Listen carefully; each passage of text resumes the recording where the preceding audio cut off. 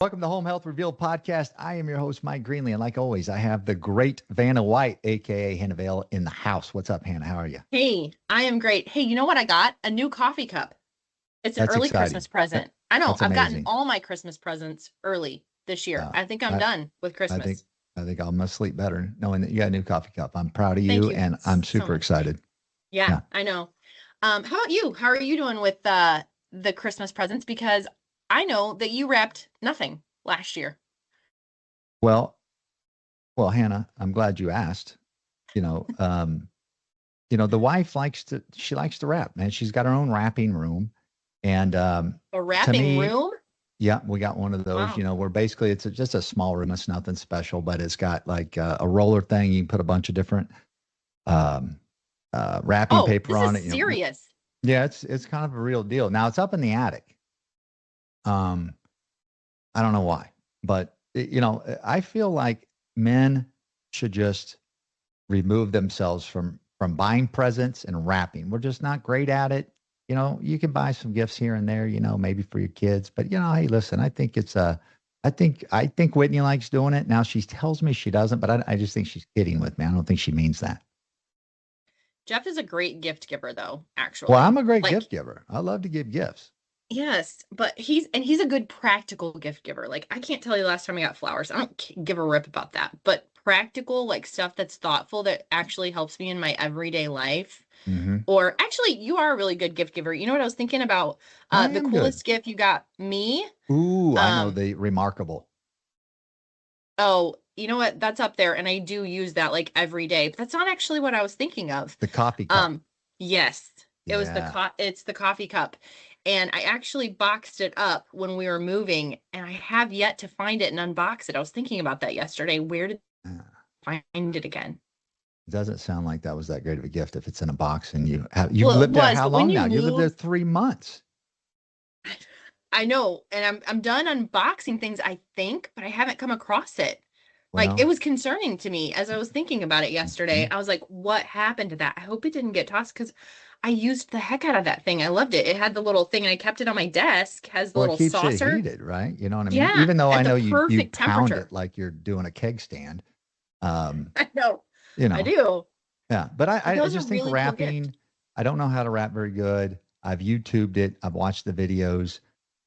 But she's gone to a whole nother level in wrapping. And Mm. so there's special bows that she's making. It's like, you know what? It takes the kids 7 years just to unwrap it. You know what I mean? You have to have a chainsaw to get the bow off the thing. And then you've got to have, wire clippers to open the box and then that may not even be the box. We may have been messing with them and there's another smaller box in there. Same thing. They got to get out the crowbar and everything. It's a very challenging time at Christmas at the Greenlee's house because we have a lot of weapons that we have to use to open our presents. Hmm. See what I'm Well, saying? I like experience gifts. I love to open a gift and it's like it's a pass or a thing that says we're going to do something. Right. No gift cards. Gift cards are now, even though you may send them to like employees and stuff because you know remote and stuff like that. I think when someone gives me a gift card, what they're telling me is I don't like you, but I got to get you Really? something. Yeah. So here's a gift Oh, card. There's no thought in a gift card, Hannah.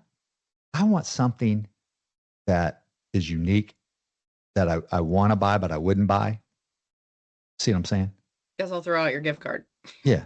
I'm so Something like sorry. that. You know what I mean? Yeah. Well, I lose gift cards. Gift cards statistically, Mm. a lot of people forget about them, don't use them. That's why a lot of companies sell them. Mm-hmm. So anyway, I don't know, but hey, listen. I'm hurt a little bit. I understand relationship wise. I guess we're not where I thought we were because you lost the I best lost my present I coffee got cup. you. Yeah. So I may have to. We may have to do some discipline in the workplace. All right. We may have to do some. I'll have to get Whoa. HR involved, and we're gonna have to go to that level. I think. Or you may just have to buy me another one. I'm sure they have new features. Probably do. They probably talk to you. They probably pour the coffee for you now. Yeah, I I guarantee you. probably just get it for you and keep it.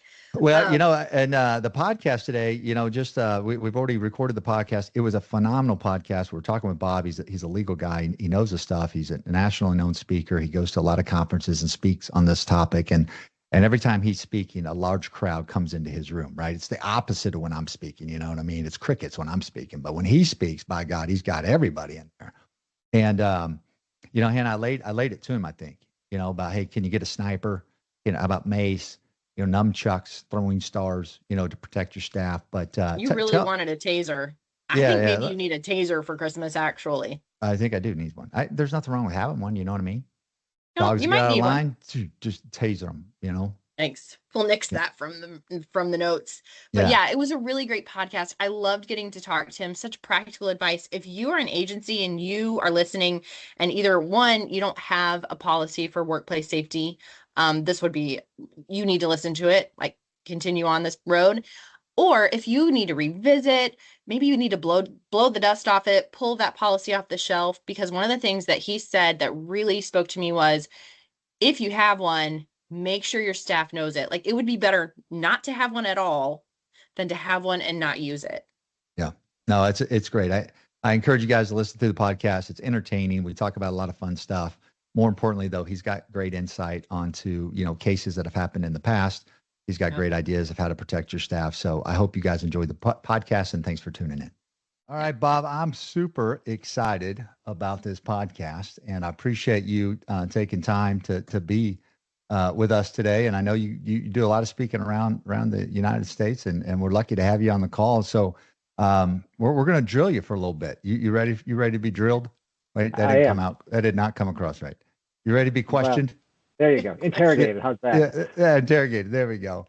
Hey, so I was looking at some studies, and I know you've actually done some presentations on this. So when I was looking at the National Institute of Occupational Safety and Health, there was a study done between 2015 to 2020, where it cited that 117,000 home care workers were treated for work-related injuries in emergency departments, and of those, 93% are female. And so, in a female-dominated workforce, I know some of that is due to bodily reactions, overexertion, slips and falls. But what really caught my attention was the 15% of injuries that were due to violence and other injuries by persons or animals. So can we talk about this study, but more importantly, really focus on the violence part of it? Because I'm telling you, we just know that the CEO of United Healthcare was shot and murdered. We live in a world where a lot of people live fake lives through social media. I think we're a very lonely world. A lot of people are just ingrained with social media, and they I always say there's a lot of social media dads out there, right? But this injury in females, are very important, because I have a wife and 3 girls, and I always think about when they're going into a stranger's home, there's danger, especially in today's world. So tell me a little bit about what you hear, and some of the stories you have, and what are some advice that if I owned an agency, what can I do? Well, there's a lot there. I think it is a good point to note that while violence in home care happens, it's not the predominant source of risk to your staff, because it is, like with the United Healthcare CEO shooting, and with the home health worker who was murdered last year in a home, it's really drawn attention to violence and violence in the workplace, healthcare related violence, and in the attitude some folks have. I think that the point you made about folks living fake lives, we don't know what we're going into in these homes. We go in, we have very little information other than what's in the medical record, and so our staff goes in there, and there are risks, and so there's lots of things we can do. OSHA's put out a whole framework for workplace violence prevention, for putting out policies and procedures. And I think for us in home care, we're obviously at a unique and difficult position, because we don't go into the home with our staff. We have limited ability to control the environment.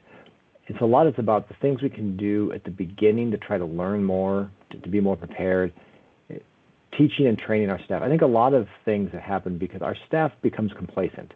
Mm-hmm. And that's a good sign, right? The fact that we can become complacent means 99 times out of 100, or maybe 999 times out of 1,000, nothing bad happens when they go into work, right? They go to the home, they have the visit. Everyone loves their home health worker. For some of our patients, that may be the primary interaction with other human beings they have in any week. They come to view the family, the worker, as like a member of their family, which has its own downside. We have other issues from that. So in most cases, our staff are safe, but that leads to complacency. And I think that may be part of what happened to that home health nurse last year. She was familiar. She's a very experienced nurse. She'd gone into those kinds of situations before. So I think, training, being conscious to talk to our staff, prepare our staff, being situationally aware, understanding when you're in the home, things to look for, things. I've talked to some folks that are security, consultants.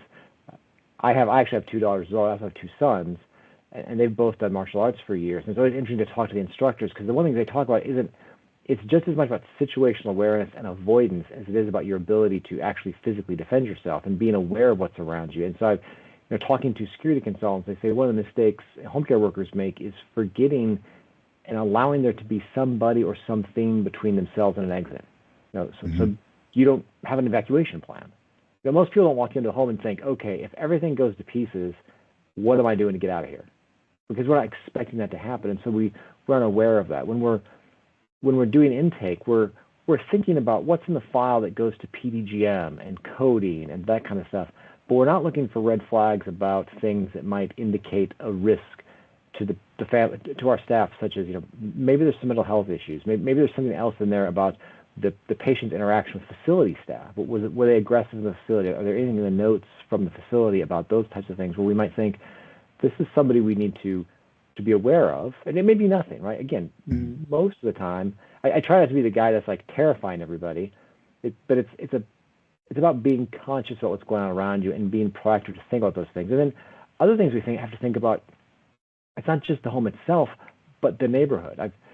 There are several stories I've seen. In fact, I was approached at a home care conference not too long ago, because when I do a presentation on this, I have a list. I went to Google and searched, looking for cases involving home care workers who were killed at work. And I found 4 in the last 15 years. I was approached by an attendee at a conference who said, you missed one. And she told me a story about one of her workers who was killed in a home care situation. But what was, I'd say, interesting, but what was important about the case was she wasn't killed in the home. She wasn't attacked by the patient or the patient's family. She'd got out of her car, was walking up to the home to go to work, and she was mugged. And the mugger who won her purse murdered her in front of the house. And there's another case in Detroit in 2010 where the home care worker was killed while at work, as was the patient. But it was a home invasion robbery where both the worker and the patient were killed by the intruder. And the point there is we need to think about where our staff are going, the neighborhoods they go into, because there are risks there from the environment outside the home, the crime, et cetera, that can lead to violence against our staff. So if I can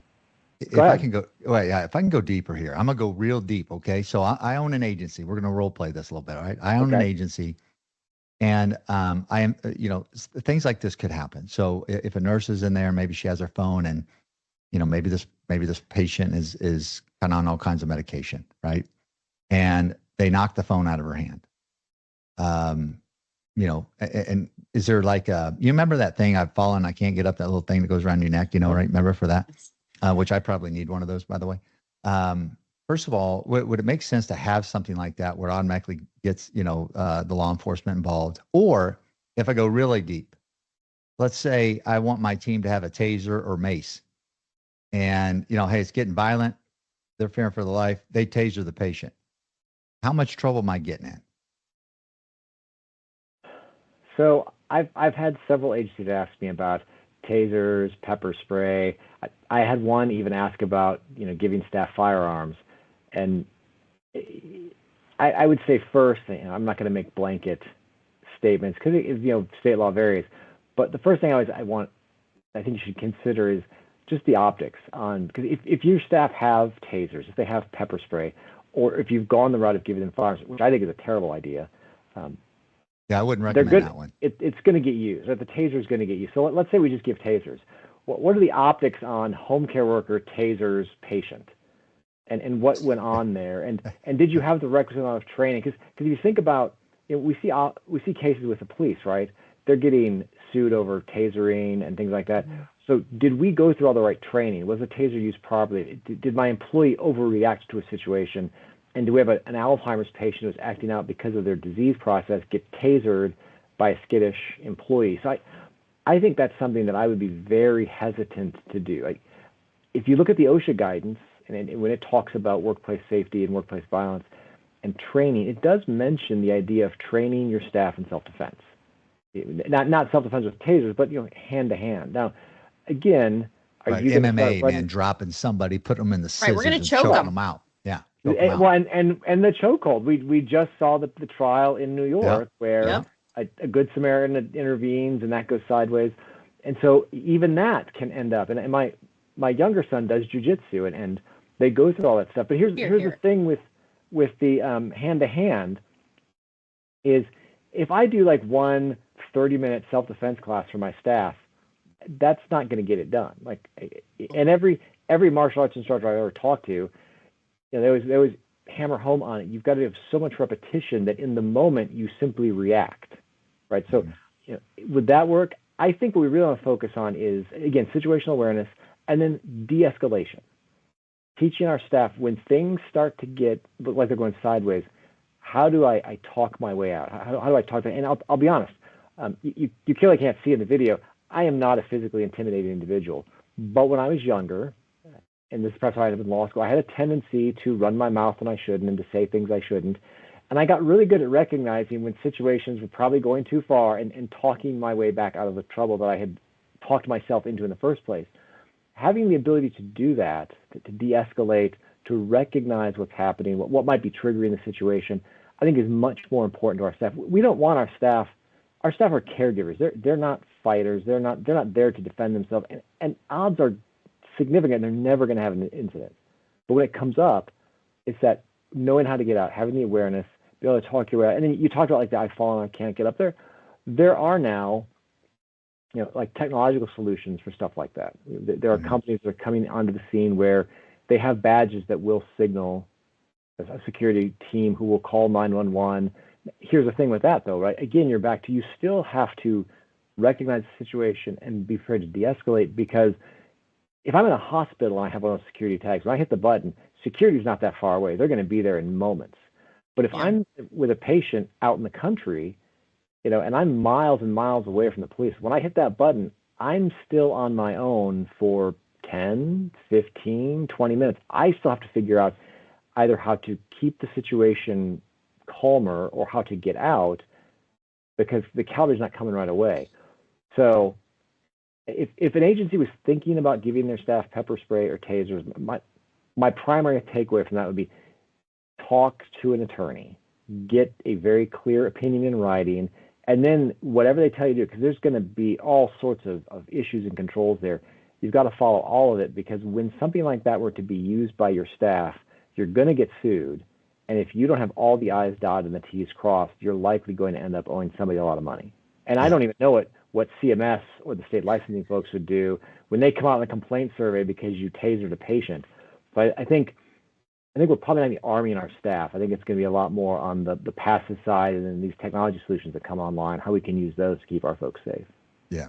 I would mention doing the pepper spray first before you go to tasering, because I think pepper spray, at least for the most part, you're just kind of blinding them for a while. Tasering, depending on maybe their medical condition, you could kill them. Oh yeah. So I think pepper spray is safe, and I think a lot of clinicians carry that anyway. I just don't think they've ever had to use it. But you're right. If they're in a rural area, the time is not on their side, right? They've got to be able to de-escalate that, or they got to be able to, always make sure they're between the patient and the door, and make sure that they get a first good. Well, the other thing is, if you've got a device that depends on a cellular network and you're that far out, it may not be usable in that case as well. Yeah, I would hope those little buttons are satellite. Well, I think cellular. For now they're mostly cellular. I've had that conversation. I've had a couple of the vendors that sell us come and listen to my presentations at some of the conferences this year. And we've talked about that, and they acknowledge it, because it's the same idea when the staff's like, well, I couldn't do my documentation in the home because the EMR wouldn't connect to the cloud, so I couldn't get cell service. Or I couldn't call to tell you I was going to be late because I couldn't get cell service. Well, if those things are true, and my security device is based on cellular service, then it's not going to work either. That's right. So that's the problem. Have to be satellite for sure. So I'm just curious, and maybe you don't want to say, but are there any that you do recommend, knowing what you know? No, I think, Nunchucks, throwing stars, anything? yeah. I meant technology, but yeah, Oh, okay. I any didn't of the know. above. I, Uh, I remember the throwing stars from a neighbor of mine back when I was a kid, and those never worked for me the way they worked in the movies. yeah. But of the technology solutions, I just myself discovered that those were a thing in the last years. I've been working on this with clients. I don't know that I would recommend one over the other. I think they all um, present a solution to the problem. I think they all they have their differences. My big thing is they're out there. I don't think a lot of home care folks know about them. I think it's something, if you're concerned with employee safety, that's one to explore, because frankly, when I saw they were doing this now for home care, my thought was, it's about time. Like, that's something we need, because the idea of trying to get out your cell phone, dial 911 while there's a situation going, that's never going to happen. You're never going to get through all of that. But the button, Do you think, they don't know it's hidden with the name tag. right? Do you think they'd ever allow for background checks to be completed? On the patients, you mean? Yeah. I mean, again, I mean, I know that's not the magic bullet, but it is something to say, okay, what if this person did have a background? What if it was somebody that had to file with the city that, they're a predator? I mean, those things are real. Those exist. Yeah. And again, you're putting people in harm's way. So has there been talk about, doing some background checks or something just to know about the safety of what they could Well, be and not going just through? that, can you do it for the home in general? Because it may not even be the patient, right? It may be an uncle or somebody who lives with the patient who could be more of the threat, I would think. Could be. Yeah. I mean, anyone in the home could be a threat. The background check, Yeah. I don't think we've gotten to a point yet where anyone's advocating to create some kind of background check requirement for the patients themselves. I've been looking at this for a while because people keep asking about it. We do background checks for our staff. Anyone in healthcare now is doing background checks for staff, but no one's doing background checks on patients. It's still viewed as an invasion of privacy. There may be ways you could set up your policies and your relationship with your patient to do it. I'm not sure how Medicare or the state licensing bodies would feel. I think they would feel like that was an invasion of privacy. Even if you got the patient to sign off, they'd be like, well, why are you asking the patient to sign off on a background check? You're supposed to serve these beneficiaries regardless. So I don't know that that's going to be a way to screen these folks in advance. And so I say a couple of things with the background checks. You go back to the case in Connecticut last year. Everyone knew that guy's background. Like, he was in a halfway house. He had just got out of prison. Everyone knew exactly what they were dealing with, and it's still he was entitled to the care. He was going to get the care. An agency thought they could handle, and then that went horribly awry, and it's a terrible situation. But would a background check have made a difference there, where they already knew his background? I don't say that changes anything. And I talk all the time about how one of the lessons I learned as a public defender was everybody. Well, not everybody. Everyone I represented as a public defender always had a first entry on their criminal history, meaning the incident with the patient in the home might be the first time that this happens, whether it's because of a disease process or whatever it might be that they've reached a point. So the background check, in theory, could give us more information. I don't know that it's a silver bullet. I don't think for now we can do them. I think it creates all kinds of invasion of privacy issues. So I think we've really got to focus on the other things we can learn about the patient, and then the things we can do to prepare our staff to protect themselves and to extricate themselves from the situation. Yeah.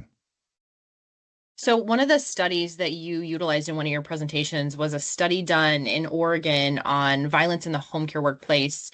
And you said in the study, well, they said in the study that 44.6%, which, I mean, to me, that just nearly half, right, of home care workers surveyed reported experiencing physical violence in a patient's home. That's really high to me. Was that surprising to you? And then what type of physical violence are we talking about? But and the data didn't really go into detail in what I was able to find. One thing I would note, because the Oregon data was very different than the NIOSH data. It seemed to be more extreme, the higher incidence of violence, things of that nature. And so I don't know if that's due to the sample size, because they were just doing the state of Oregon, whereas NIOSH was looking nationally, so it was a much larger sample. Sure. And the risk with a small sample size is it can skew in one way or the other. But it still reinforced that violence in the home was an issue for home care workers, which and they got into some other things in their study about things they saw in the home, the reports, and there was some there when you look at the data, like in this context, employees reported a certain percentage. For this context, and so some of the percentages didn't line up, so it looked like there might have been some double counting, depending upon who they talked to. But it was a significant percentage of employees experienced in home care and experienced violence in the workplace. We didn't know how severe it was, and what was entailed. But it did strike me as being very different than the NIOSH study, and it's hard to identify that beyond just I've attributed it to it's a smaller sample size. Also in that same study, one of the things that stood out to me was that 65.7% of case managers reported that they had received reports of workplace violence with their employees. And I think one of my questions was, if I'm a case manager, what am I supposed to do with that report? What is my course of action? What's the investigation process? How do I, one, do the appropriate thing to make sure that my agency's not at risk of litigation, and do the right thing just to keep my employees safe, deal with that situation personally and professionally too? Well, you could have tasers in the office. You just can't use them. So you use I them on think you just want a employees. taser, Michael. Well, Michael I mean, just needs like I think tasers work, man. I think it'll solve the problem. I mean, you think about someone getting lippy, you taser them, they're done. You know That's what I mean? right. That is, It would. Meeting over. Next. Who else wants to step up, right? You know what I mean? Would you like to work at Health Rev Partners? Yeah. I don't know how that would work at on your CHAP scores, on your HCAP scores. Yeah. Would there be how did you enjoy your tasering? Right. Well, I mean, that's one of the On a hiring scale of 1 to 10. requirements. You just like cops, they got to go through being tasered to know what it feels like, right? So every employee's got to go through this, and I think I would be a good guy to taser people. You know what I mean? I think I could do that job. And would you lead really from the front? Would you volunteer to be the first one tasered? No, but I'd be the guy tasering, and I would through seeing their experience, I'm feeling what they're feeling. You know what I mean? But no, I would not. I don't. You're very empathetic. That's right. Yes, as I'm doing it, boom, it's gonna hurt. All right, rub it out. Walk it off. You'll be fine. That's right. So the case managers, and that's going to be an issue for policy and procedures where we want clear policy. If you get a report of violence in the home, that should immediately trigger several steps. For example, if an employee reports to the case manager that they have been subject to some kind of violence, the visits should be suspended while we're investigating. We can't send somebody else into the home. If I have an employee who's been assaulted or whatever the violence may have been, I can't send someone else out there now, because now I know the risk. And so if the next employee gets hurt, it was clearly foreseeable, and now I've got greater liability, I've got OSHA issues. And so we're going to notify the patient, look, we've had a report, this is going to be, services are suspended while we investigate. You're going to have to investigate quickly, right? We don't want to just stop serving the patient. And we have to figure out what's going on. We have to do a thorough investigation, and we're going to have to write it all down, come to a conclusion as to what happened. Then the question, once we decide what happened, then we have to assess if we conclude it did happen. Sometimes you get to the end of the investigation, like, okay, there's something else going on here. Maybe the employee doesn't like the patient and it's a false report. But if we conclude it happened, then the next question we have to ask is, can we prevent it from happening again? What steps can we take to keep people safe? Because that's the question OSHA is going to ask if they come to investigate. Well, what did you do to keep the employee safe? You send them back out in the home. So, for example, if it's somebody else in the home, let's say there's a friend that's coming into the home and they're causing a problem. Well, we aren't going to do the visits if they're there. But it's an absolute, they have to be kept out of the home. You can visit with them whenever you want when we're not there, but if our staff is scheduled to be there, they have to be gone. You may come to the conclusion that there's no way to fix the problem. That maybe it's someone else who lives in the home and they're not going to leave the home, they're going to be there and you have to deal with it. Okay, well then we're going to have to end services. And at that point we'd go through the discharge process. And so we'll document all that. We'll have our for-cause discharge policy will include violence in the home. There's things that go on in the home that will be part of our for-cause discharge. The patient is told that at the beginning. We're going through patient rights. Okay, you have a right to service, you have a right to these things, but here's another wrinkle. You may think your home is your castle, but when we're in the home, these rules apply, and if these things happen, we'll end services immediately. And they should be told that in writing up front, so there's no surprise there. Because what happens later, when there's an incident, you conclude it happened and you discharge the patient because there's no way to keep your employees safe, they're going to complain. They're going to complain to the state, they're going to complain to CMS, whoever they can think of. And I tell clients when we have to discharge a patient because of issues like this, look, we're going to get surveyed. And so that investigation that explains why we had to discharge the patient, what went on in the home, will be very important to that survey, because the surveyors will recognize that while patients have rights, so do employees, and that we as an employer do have to follow federal law in the EEOC rules, OSHA rules, et cetera. And so we can't put our employees at risk. And so you'll dot all those I's and cross all those T's. And then obviously, OSHA also talks about for the employee, to assess how impacted were they. Do they need workers' comp? Will they need medical care? Do they need counseling? So, if the situation is bad enough, OSHA points out that the employee may need counseling to feel safe going back into the home, because having gone into a place they thought was safe and suffered, some form of physical violence, it may be difficult for that employee to go back to another home because they're going to be afraid that'll happen again. And so there's that post-incident care for your employee that you need to address as well through all of this. What if you just had a sniper, right? What about that guy? Say, hey, listen, the patient doesn't know. Probably going too far in it. Sniper, but that'd be I don't think you can adequately write that into your policy. Yeah. Okay. OSHA, what OSHA about the like reverse? Policy like, we'll discharge you to eternity. That's yeah. Yes, that's the one. So, I get it. Like, we're thinking about the patient care. What about the reverse, though? What if a patient accuses an employee of violence? Well, it's Have a you little had bit that different. situation? Well, not violence.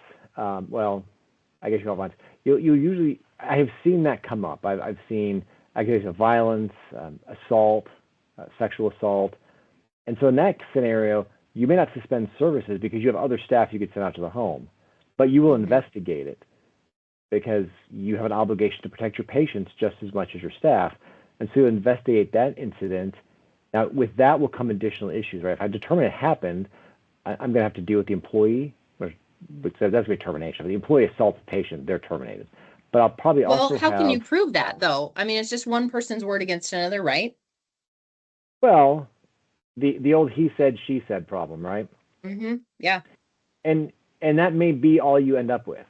And so that it may be that your investigation concludes we're not sure what happened here. Now there may be physical evidence, there may be other factors, and that's part of owning a home care company. In these investigations, it's not like TV. Like another lesson I learned as a public defender, because people are like, well, how could you defend guilty people? Well, here's the thing, it's very if there's a smoking gun, there's no defense. It's a plea bargain. But in cases where there's an investigation, you're developing facts, it's not always crystal clear what happened. You don't always have a smoking gun. A lot of cases come down to he said, she said. I've helped clients with investigations where like, look, here are the witnesses. There's two of them. Based on our history with these two witnesses, we know this witness to be a credible, trustworthy witness, and this one not to be so much. And so that may be why we credit the one witness's testimony more and come to a conclusion based on that witness's testimony. There may be other physical evidence. I had one recently, well, not recently, a couple of years ago, where the patient came forward 2 years later and raised an allegation of assault. And at the point that they raised it, the employee who allegedly assaulted them no longer worked for the company. And so we had the patient's word. We were able to track down the employee. Well, no surprise, the employee denied it.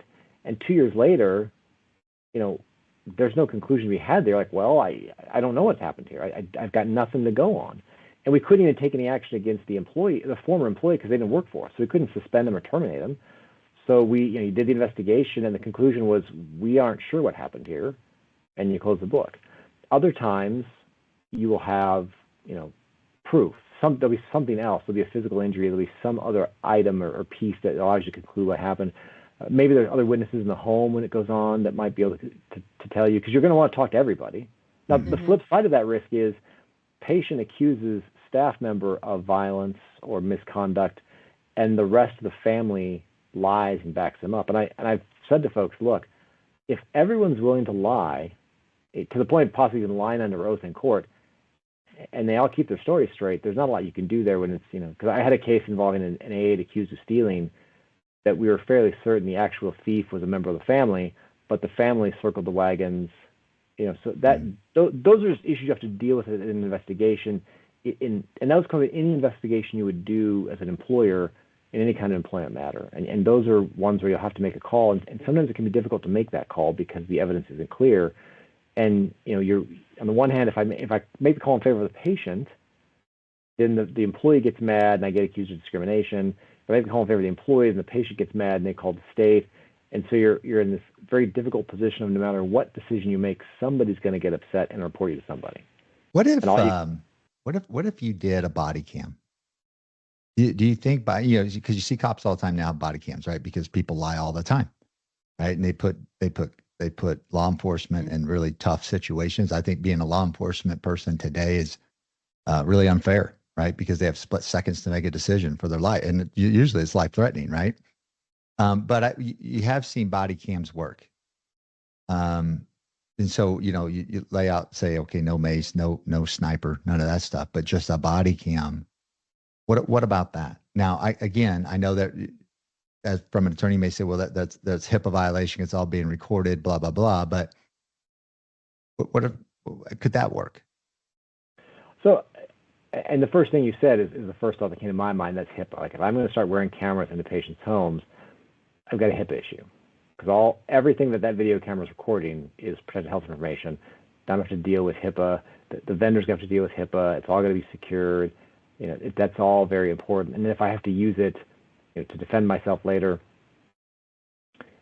in theory, I suppose you might look into that. The costs would be significant.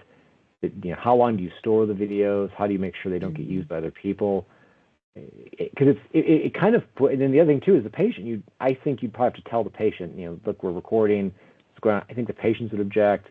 I would suspect, and I've never had this because I don't know if there's already CMS guidance, but I would suspect CMS or state licensing bodies might raise privacy concerns as well. Although my thought is we're already in the home. All we're doing here is making sure this is transparency. Mm-hmm. And to flip it around, I know a lot of patients who have cameras in their homes. I remember 15 years ago, the first patient complaint I had where they said, we have video of your staff doing X. And we paused like, what are you talking about? And they had gotten one of those teddy bear nanny cams and set it up, and they had videotaped our staff doing, and they produced the video showing our staff member doing something they shouldn't have been doing, which fine, we were fine with knowing the truth. We would take action. But the other staff members were a little put off by the fact that they were being videotaped unknowingly. And it wasn't like it was in the bathroom. It was out in a public area, so it wasn't creepy. I mean, it was still creepy, but not as creepy as it might have been. So you could look into that. But again, I think you've got to really consider the privacy issues and all of that. And it's going to record everything. And it will be used against you, which, again, we want the truth. So I don't think we mind that. The privacy issues raise some concerns for me. Yeah. But I like the concept. Do you have any agencies who might utilize like local law enforcement if they know there's a risk, they don't want to discharge the patient, they want to provide some peace of mind for their staff? Is that an option that could be used?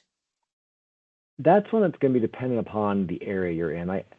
I've had that conversation with a number of agencies, and if you're in a busier area, so I'm in Indianapolis, Indiana, and I've actually got a good friend who's a detective here, and I remember asking him one time we were going to make a police report because of a criminal incident that happened involving a home care employee, and the Indianapolis police, they're very busy, and they're like, we'll take the report, but we're not going to really go after it. If you need to go after him, you have to sue him, but we don't have bandwidth to take care of it all. So they're not going to do a ride along to a home. But if you're in a rural community where they're not as busy, you might find that the police are willing to ride along or something. That was something that used to happen more frequently in home care. The police would be willing to provide, a ride along situation like that. I know some agencies that are part of hospital systems, the hospital security is available to go with the staff. And I know some agencies have just looked at hiring folks to ride along. We'll pay an extra person to go out, which in the current reimbursement environment, you might go to one or two cases here or there, but you couldn't, I don't think, make that a standing policy because we don't get paid enough to send one person out most times, let alone two. So if you're in a smaller community, you might consider reaching out to the police and discussing could that happen. I think if you were in a busier urban community, you would find the police they'd be too polite to laugh at you, but they would be very quick to dismiss it. We just don't have time for that. Yeah. So as we bring this podcast to a close, if an agency doesn't have a safety protocol plan, and or if maybe that needs to be updated or whatever. First of all, if they don't have one, what would you say about how the importance of putting one in place? And then number two, dovetailing off that, how would they go about doing something like that? Yeah. Well, I think if you don't have one, it's pretty important to have one. I always say anytime a government agency takes time out of their schedule to put something in writing and publish it, that's their way of saying, hey, folks, this is important to us. And if it's important to them, then they're going to focus on it for enforcement purposes. And in this case of workplace violence, OSHA has taken the time to do that, and they've published this guidance. So I think it's very important to have one because of the regulatory potential, two, from a prevention standpoint. Look, whether the government wants us to or not, we want to protect our staff. We don't want our staff to get hurt. And if we don't have a policy and procedure on it, then our neglect of that area could lead to people getting harmed. And it's not surprising that an agency want to have them because in the current environment, with the way things have been in home care the last 5 to 10 years, we've had lots of fires burning. All these new programs, regulations, the once-in-a-lifetime pandemic, it just keeps coming. And so you have limited resources and you have to choose where you focus. But now's the time, I think, to focus on the workplace safety. And where I would start is with the OSHA guidance. They have written guidance that puts together a framework. It's very similar to if you've looked at OIG compliance guidance, things like that. It breaks it down into elements and the pieces they want to see. And frankly, I think the framework that's in their workplace violence guidance really works more broadly for workplace safety. And so you start with a risk assessment. Whenever we write policies and procedures, what's the first thing we do? We do a risk assessment because we've got to figure out what are we dealing with? What are we trying to avoid? Where are our gaps? Because the policy and procedures will fill the gaps. Mm-hmm. And so, the first thing you're going to do is do that risk assessment to figure out what are our risks. And then from there, you're going to put together policies. You're going to designate somebody as responsible. The government always wants to see a compliance officer. So you're going to have a workplace safety compliance officer. And that's important, too, because in my experience with committees and bureaucracies, committees don't often get things done. But if it is one individual who knows when Uncle Sam shows up to ask questions, they're the one answering the questions, that one person will be very focused on getting things done because they don't want to be like, well, I know I said I'd do that, but I didn't when OSHA's there to investigate. So you have that designated compliance person who's running the show, and then you work through that framework from OSHA to do the assessment, to put together policy and procedures, to train your staff. One of the biggest things in the OSHA guidance is training. And it's an ongoing training. We talk in the compliance industry, the compliance realm, about building a culture of compliance, and you do that through a lot of things, but one element is ongoing repetitive training. You got to just keep reminding people of stuff. Same thing with workplace safety. If you're going to build a culture of safety, you're going to remind our folks what are the policies. One of the big things I think staff need to be reminded of is if you feel unsafe, you have the absolute right to end the visit and get out of there. I think sometimes our staff, because they know that they're there to care for the patient. They're there to help the patient. It's a doctor's order. They feel really committed to stay for the visit. And some might even be afraid that their boss or supervisor would would be upset with them for leaving early. So we need to just hammer at them over and over. Look, if you don't feel safe, leave. That's a policy we should have. And going through that kind of stuff so the staff know, who do I talk to if I have an issue or a concern? All those types of pieces that would be in that policy that OSHA wants to see. And when they show up, they're going to ask to see the policy. They've told you to have a written policy, and so one of the first things the auditors, investigators ask for is that policy you're supposed to have, and they're going to look at it to make sure it's got all the elements. Then they're going to make sure that you're actually doing what you said you would do, because that's the other component. It's one thing to put the policy and procedures together. The next question is, am I actually doing what I said I would do? And I tell clients all the time, I'd rather you not have a policy and procedure on something then you have a policy and procedure that you didn't follow. Because you have the policy and procedure and you ignored it, the written policy and procedure tells everyone, we knew what we were supposed to be doing, we just didn't do it. Yeah. Whereas if you don't have the policy, I can at least be like, well, they didn't know. Right. Yeah. Well, Bob, this was awesome. And use I it. loved it. Yeah. I really liked the podcast. Appreciate you giving us your professional expertise in your answers. I was going to say opinions, but it's legal to a degree. It's still my opinions. Yeah. Opinion / legal / consult with a legal person in your state. Yeah. Well, great. Well, I appreciate you so much for being on. I hope you guys have a great Christmas and hope to see you at one of the future shows. Likewise. Thanks for having me. Yep. Merry Christmas Yeah, to both of thanks you. so much. All right.